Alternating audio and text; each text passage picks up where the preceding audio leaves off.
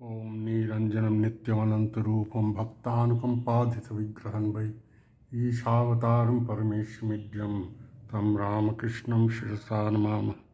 ओम नमः शिवाय, ओम नमः शिवाय, ओम नमः शिवाय।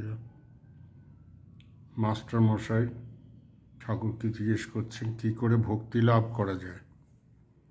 ঠাকুর বললেন যে যারা ভালো লোক তাদের সাথে মিশতে হয়, যারা ঈশ্বরের ভক্ত কিংবা সাধু তাদের সাথে মিশতে হয়। সংসারে মন ফেলে রাখলে হয় না, সংসারে শুধু বিষয়ে চিন্তা, মন নিচের দিকে যায়। নিচের দিকে যায় মানে সাধারণ মানুষের মন সবসময় নাভি আর গুহ্য দেশে নিচের দিকে থাকে, খিদে আর যৌন চিন্তা, পশুর মতো। কিন্তু ঈশ্বর চিন্তা করতে হবে। মানুষ হয়েছে যখন, সে ঈশ্বর চিন্তা করতে পারে। ঈশ্বর চিন্তা করে করে শেষে শান্তি লাভ হবে, তখন দুর্ভোগ নেই।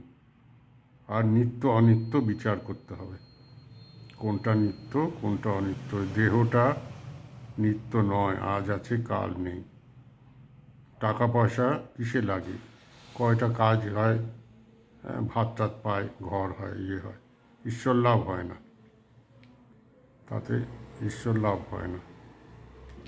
আর সংসারে থাকলে কালি লাগার ভয় আছে, তার থেকে নির্জনে বাস করতে হবে। মাঝে মধ্যে ঈশ্বর চিন্তা করতে হবে, নাম গুণ কীর্তন করতে হবে, ভাবতে হবে যে আমরা কোথা থেকে এসেছি, আমাদের উদ্দেশ্যটা কি জীবনের।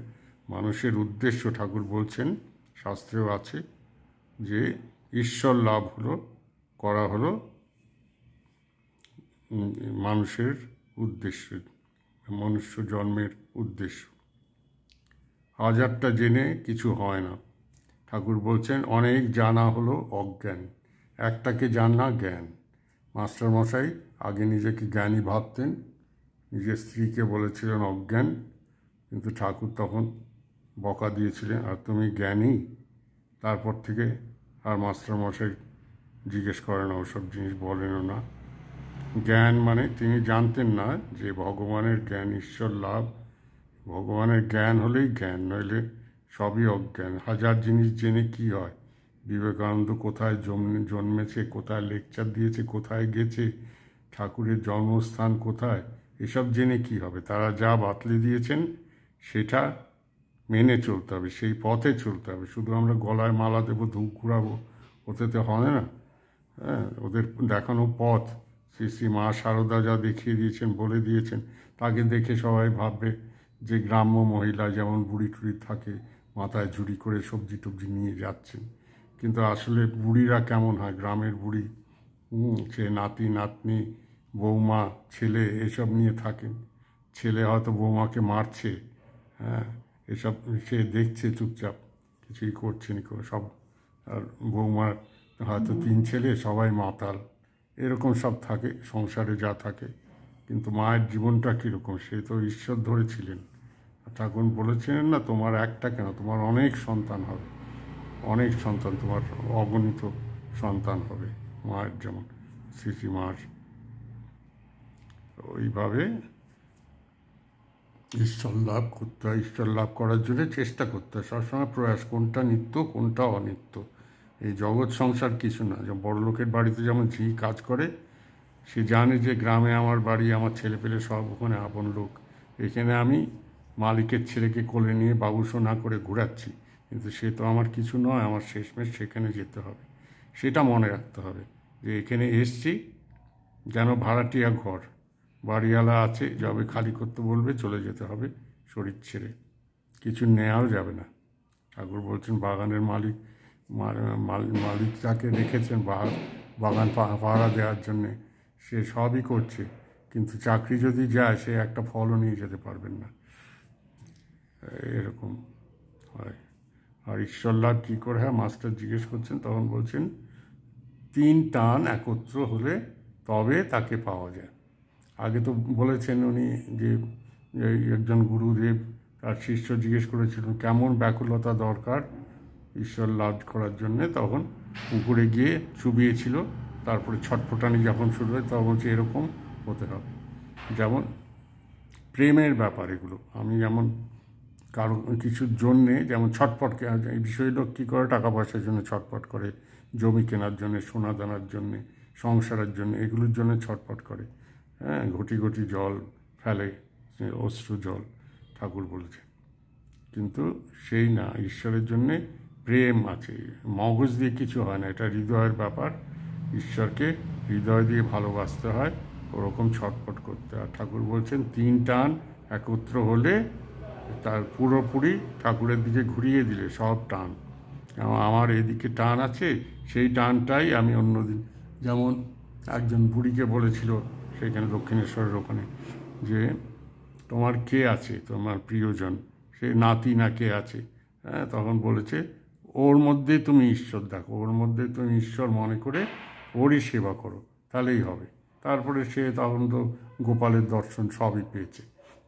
এইভাবে প্রিয় জিনিসটাকে, যেই জিনিসটা আমি চাই সেই বাসনাটাকে ঈশ্বর দিয়ে ঘুরিয়ে দিতে হবে। সকল বাসনা আমার থাকবে ঈশ্বরে, আর কিছু আমি চাবো না, এরকমভাবে থাকতে হবে। আর 3 টান ঠাকুর বলছেন, যেমন মায়ের সন্তানের প্রতি টান, আর সতীর পতির প্রতি টান।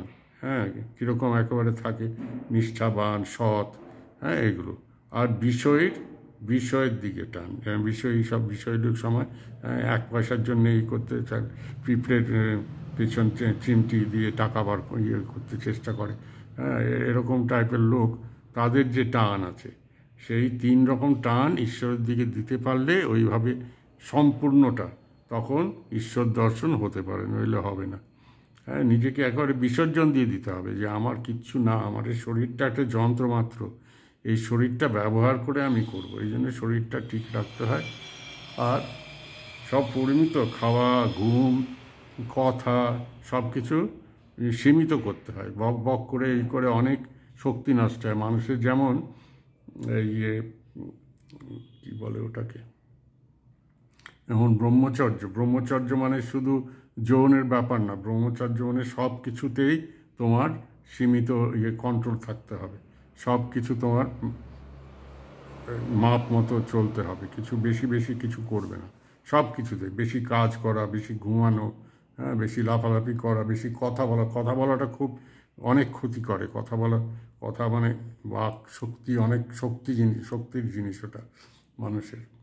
বাক শক্তি সাধারণ কিছু নয়, সেটা মা সরস্বতী, জয় মা, জয় মা। এই বাক শক্তি কন্ট্রোল করা দরকার। লোকে বক বক করে অনেক শক্তি নষ্ট করে। হ্যাঁ, নিরিবিলি থাকলে এসব চিন্তা মাথায় আসে যে কোনটা নিত্য অনিত্য, এই বিচারটা করা যায়। আর লোকের মধ্যে, ভিড়ের মধ্যে, ঠেলাঠেলির মধ্যে, এই ক্যাচক্যাচানির মধ্যে, সংসারে, তার মধ্যে টিভি দেখছে, 1000 রকম বক বক করছে সংসারের কথা, ওর মধ্যে ঈশ্বর চিন্তা হয় না, মন্দিরেও হয় না গো। মন্দিরে সেরকম, যদি মন্দিরে যাও তবে দূরে গিয়ে কোনো এক কোণে বসে ঈশ্বরের চিন্তা করবে। আর মনোযোগ দিয়ে যদি ঠাকুর একটা থাকে ঘরে, ঠাকুরের আসন টাসন থাকে, লোকের প্রায় ঘরেই থাকে, ও তার কাছে একটু বসতে হয়, নিরিবিলি বসতে হয়, নিজের জন্যে একটু জায়গা রাখতে হয়। নিজে একা, লোকে তো নিজেকে একা থাকতে ভয় পায়, কারণ সবসময় সঙ্গ খোঁজে, সেই সঙ্গ খোঁজাটাই রোগ। হ্যাঁ, যে আমি একা থাকবো, আনন্দে থাকবো, শুধু একজন ঈশ্বর আমার আছে, আমার আত্মাই তো আছে, তার সাথে আমি যত সংলাপ সম্ভোগ যত করব, প্রেম করব, যা খুশি করব ঈশ্বরের সাথে, আর কারোর সাথে নয়। হ্যাঁ, এইসব আজেবাজে চিন্তা লোকের সাথে বিকার 1000 রকমের। একটা মন থাকলেই তো ঝামেলা, তার মধ্যে অনেকগুলো মন হলে, ইংরেজিতে বলে না, too many cooks spoil the broth, ওইভাবে সব কিছু নষ্ট হয়ে যায় ভিড়ের মধ্যে। হ্যাঁ, তাই একা নির্জন থাকতে হবে, ঈশ্বর চিন্তা করতে হবে, আর ভাবতে হবে সবসময় আমরা কিসের জন্য এসেছি, আমাদের কি দায়িত্ব, কি আছে, হ্যাঁ, কী করা আছে, কোনটা করণীয়, সব ঈশ্বরের হাতে ছেড়ে দিতে হবে। শেষমেশ সমর্পণটারও বড় জিনিস। আমাদের ঠাকুমারা, দিদিমারা এমন বলতো, সবই তোমার ইচ্ছা ঠাকুর, সবই তোমার ইচ্ছা। সেটা কিন্তু গ্রহণ করতে হবে, শুধু মুখে বললে হবে না। ঠাকুর যে যা হচ্ছে সবই তোমার ইচ্ছাতেই হচ্ছে, আমি কিছু জানি না, আমি বিচার করতে গেলেই ভুল করব। সেই ওই জন্যে গ্রহণ করতে হয়, সব গ্রহণ করতে শিখতে হয়। ঈশ্বরকে যা হচ্ছে চারিদিকে, হ্যাঁ, তার লীলায় যা হচ্ছে সবই স্বীকার করতে হয়। আর কে কী বলছে না বলছে, সে তার যেমন প্রকৃতি সে সেটা করছে। আর বাসনা কামনাগুলো ত্যাগ করতে হয়। বাসনা কামনা ত্যাগ না করলেও যেমন যজ্ঞের আহুতি দেয় না, যা দেবে তাই আগুনে পড়ছে, তার তো চাহিদার শেষ নেই। মনের কত জন্মের সব জঞ্জাল জমে আছে, হ্যাঁ, ওগুলো না পুড়লে তো হবে নি খুব। তাই ওগুলো ত্যাগ করতে হয় একটু একটু করে, ওদের যাতে ওদের খিদেটা না মিটায় আমি একটু ইয়ে করে থাকি। হ্যাঁ, যত দেব ইন্দ্রিয়গুলোকে যত সুখ, হ্যাঁ, যেমন সুন্দর জিনিসটা দেখতে ভালো লাগে, সুন্দর জিনিসটা শুনতে ভালো লাগে, এরকম থাকে না, সেরকম বেশি বেশি করতে নেই, একটু কন্ট্রোল ইয়ের মধ্যে থাকতে হয়, সীমিতভাবে। ঠিক আছে, আছে যা আছে তাই আছে, কিন্তু বেশি বাড়াবাড়ি করতে নেই। সব কিছু তো লিমিটেড, যেমন খাওয়া দাওয়া, ঘুম, সব কিছু মাপ মতো থাকবে। বেশি কিছু করবো না, উত্তেজনা হবে না, কিছু না। গীতায় আছে স্থিতপ্রজ্ঞ। এরকম হলে কেমন, অর্জুন জিজ্ঞেস করছেন ওই কৃষ্ণ শ্রীকৃষ্ণকে যে কেমন হয়, কেমন হাঁটাচলা, কেমন লোকটা কেমন বসে, কেমন কী করে। হ্যাঁ, সেরকম কোনো কিছু তা না, অবিচল একেবারে, কোনো কিছুতে তার উত্তেজনা হয় না, যে বেশি আনন্দ হলে লাফালাফি করবে আর দুঃখ হলে কাঁদবে, এসব কিচ্ছু না। হ্যাঁ, সমদর্শী হতে হবে, সেরকম হতে হয়। ঈশ্বর লাভ করলে ওরকম হয় যে আমি ঈশ্বর যেমন নির্লিপ্ত, ঈশ্বর কিছুতে লিপ্ত নয়, তার দুঃখ সুখ কিছু নেই, ওগুলো মানুষের ব্যাপার। মানুষের মন আছে, ইন্দ্রিয় আছে, একটা কষ্ট হলে একটু ব্যথা পেলাম অমনি দুঃখ হয়ে গেল। হ্যাঁ, একটু আরাম হলো, মাথায় কেউ একটু মালিশ করে দিল, ঘাড়ে মালিশ করে দিল, সে আমার আরাম হলো।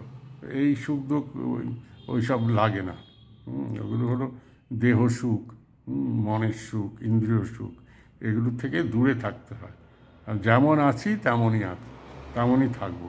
যা পাচ্ছি খেতে ওইটুকুই খাবো, যা জোটাচ্ছেন ঠাকুর তার চেয়ে বেশি আমার দরকার নেই, বাড়াবাড়ির দরকার নেই। খেলেই আমার ক্ষতি হবে, রোগ হবে, পেট খারাপ হবে, অনেক কিছু হবে। এগুলো সব কিছুতেই সেই ফ্যাশন সাজগোজ যাই হোক, সাধারণভাবে থাকবো যতটা পারি। সমাজের নিয়ম আছে সেগুলো মেনে চলা, আর কিছু নয়, তার চেয়ে বেশি কিছু করতে হয় না। ঈশ্বর লাভ মানে ঈশ্বরের দিকে পুরোপুরি মন।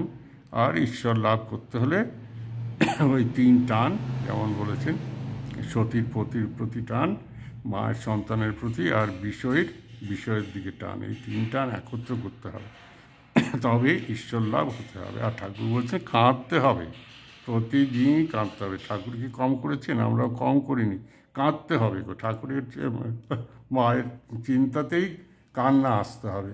যেমন ছোট ছেলে মাকে না দেখলে, ছেলে হয়তো খেলছে বাইরে, হ্যাঁ, একটু পরে পরে এসে দেখে যাচ্ছে মা কী করছে।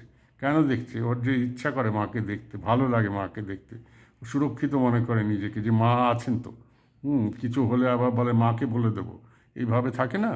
সেরকম আমাদের নির্ভর হতে হবে ঠাকুরের প্রতি, ঠাকুরের উপর, নইলে হবে না। সেই নির্ভর এটা কখন আসবে? যখন অহংকার যাবে। অহংকার না গেলে নির্ভরতা আসে না।